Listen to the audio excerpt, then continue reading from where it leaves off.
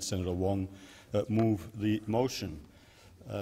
Mr. President, today the government and government senators join with the opposition and members of other parties to condemn in the strongest possible terms the comments made by Senator Anning in relation to last month's terrorist attack in Christchurch, New Zealand.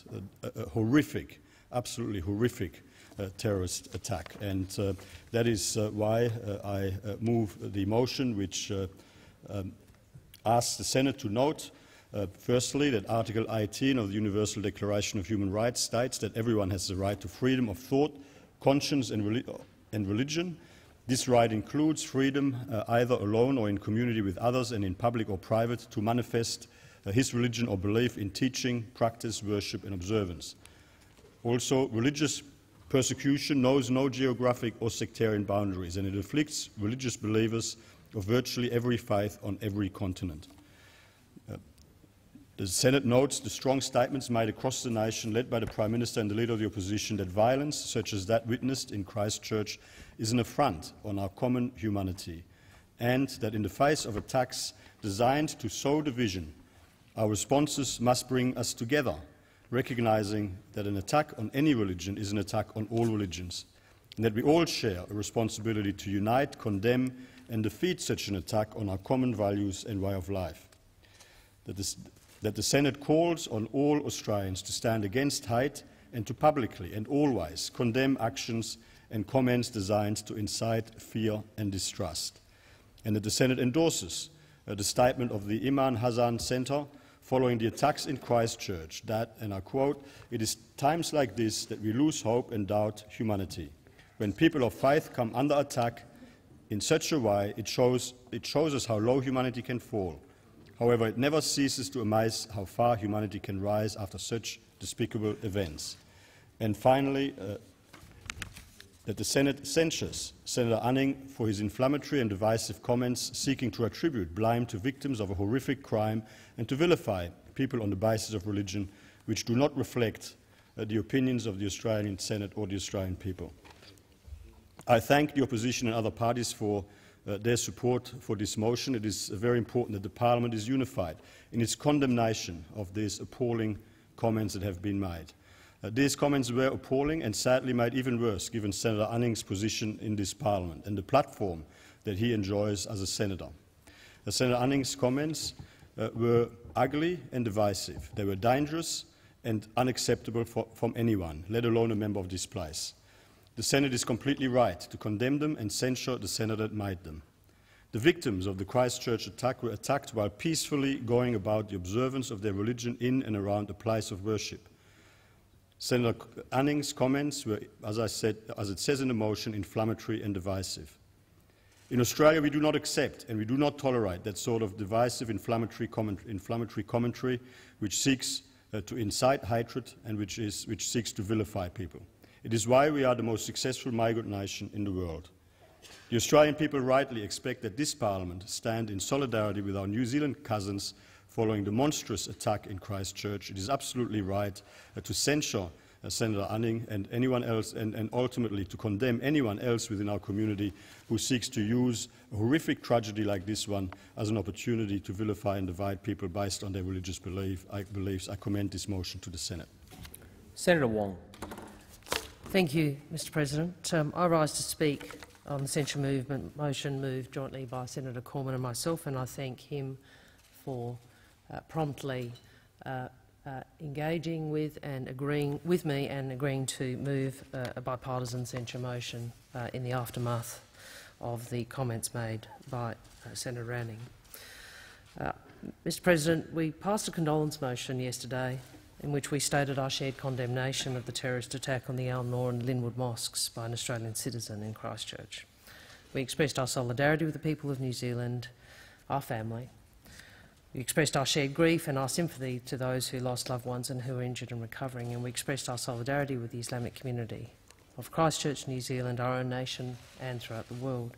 And we made clear the view of this Senate that we abhor racism and religious intolerance, that we acknowledge and celebrate diversity and the harmony of the Australian people. We stated our respect for all people, for all faiths, for people from all faiths, cultures, ethnicities and nationalities, a respect that has made our country one of the world's most successful migrant nations and multicultural societies, and we reaffirmed our commitment as Australians to peace over violence, innocence over evil, understanding over extremism, liberty over fear and love over hate. An important statement, a collective commitment to stand against hatred, because what we saw tragically in the loss of life in Christchurch is where hatred leads us. The tragic murder of 50 worshippers in Christchurch were horrific acts of violence, they were acts of terrorism, and at their core they were acts of hatred. So if we are to end the cycle of extremism, to end the cycle of hatred that underpins it, all leaders, political, community and religious, must stand united against hatred in all its forms. And today we as a Senate make another important statement, to take a clear stand against hatred and extremist ideology. In the aftermath of the Christchurch terrorist attacks, in the aftermath of horrific acts of hatred, whilst people were grieving, whilst a nation was grieving, a senator in this place made an extraordinarily offensive and divisive statement. He blamed the horrific act of terror, of murder, not on the extremist right-wing terrorist, but on the victims of his evil acts. While families, friends, communities of those lost were still reeling from the shock, this senator blamed the victims.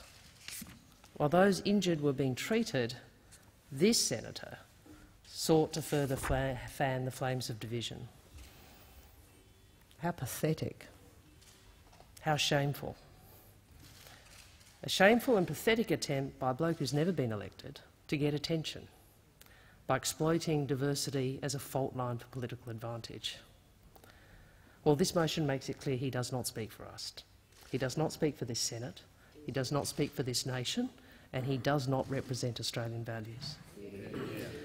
This motion makes clear that the Senate repudiates in the strongest terms this senator's divisive statement and the extremist ideology that either motivates it or which he simply wishes to fan.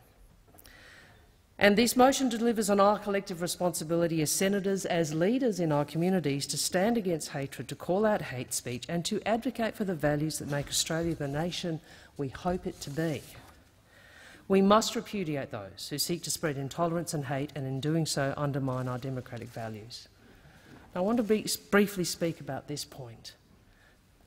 There is a difference between freedom of speech and hate speech. The former is a feature of our democracy. The latter is an attack on democracy, and let me explain why. A foundational principle of liberal democracies include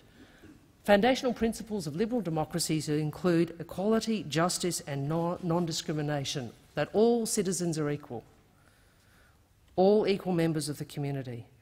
And attacks which purport to posit a justification that some citizens should be treated differently is an attack on the principles of liberal democracy.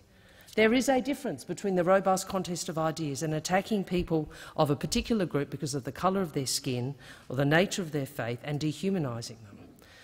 Because a central element in the way prejudice works is by dehumanising, by singling out people as outsiders, as second class, as not deserving the protections and dignity afforded to the rest of us. It is why we say legislative protections and hate speech are so important. It is why we on this side and others in this chamber fought so hard to defend 18C of the Racial Discrimination Act from attempts to repeal it. I do recall Senator Brandis advocating for its removal, stating people do have a right to be bigots. And I say hate speech cannot be defended on grounds of freedom of speech because it is an attack on our democracy, because it inflicts real and direct harm. And Senator Soka's response at one point was that if people don't like hate speech, when she was advocating for Mr Yiannopoulos to be given a visa, she said, well, the solution is better ideas. Well, I say this is not about the contest of ideas, it's about democratic principles. It's about foundational principles. Hate speech is inimical to democracy. We can't normalise it through a concept of better ideas. We have to be uncompromising in our rejection of racism, prejudice, discrimination and hate speech, and we must call it out wherever we see it. Now, I do acknowledge the leadership that Senator Cormann has shown. I acknowledge and honour the words of Senator Birmingham yesterday, and just as I honour the position that so many good Liberals have taken over the course of the decades in this country, Malcolm Fraser, and many others since, even John Howard putting one nation last. I honour Mr Fisher.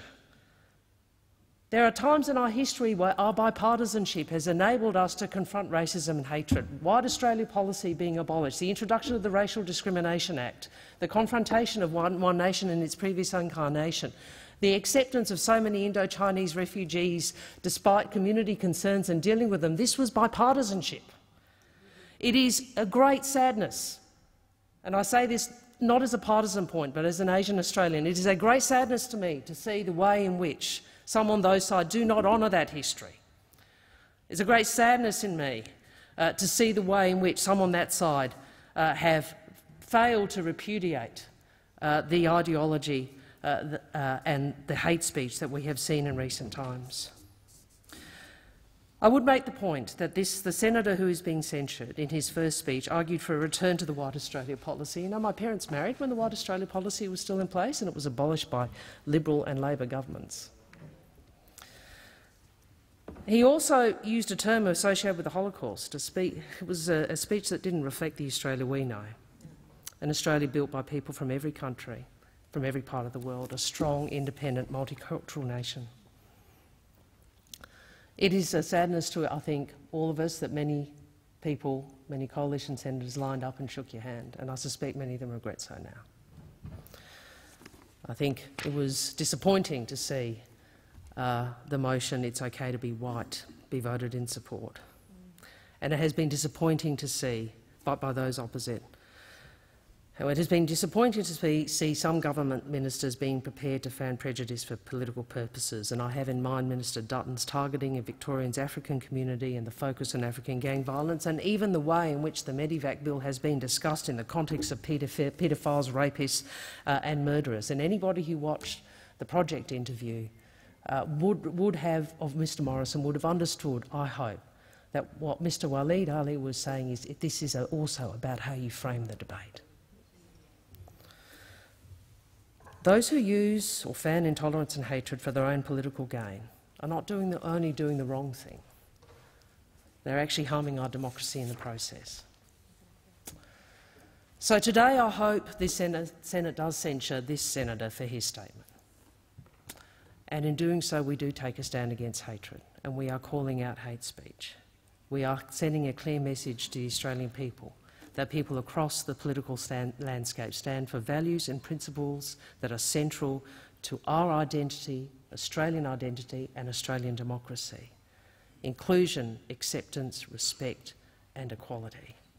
And I hope that this moment that is Christchurch and its aftermath can, in this country, generate a recognition of the importance of that occurring across the political spectrum. We're about to go into an election campaign and the contest will be fierce, but there are some things which are above the political contest, and this is amongst them. And if we do this, this makes our nation stronger at home and in the world.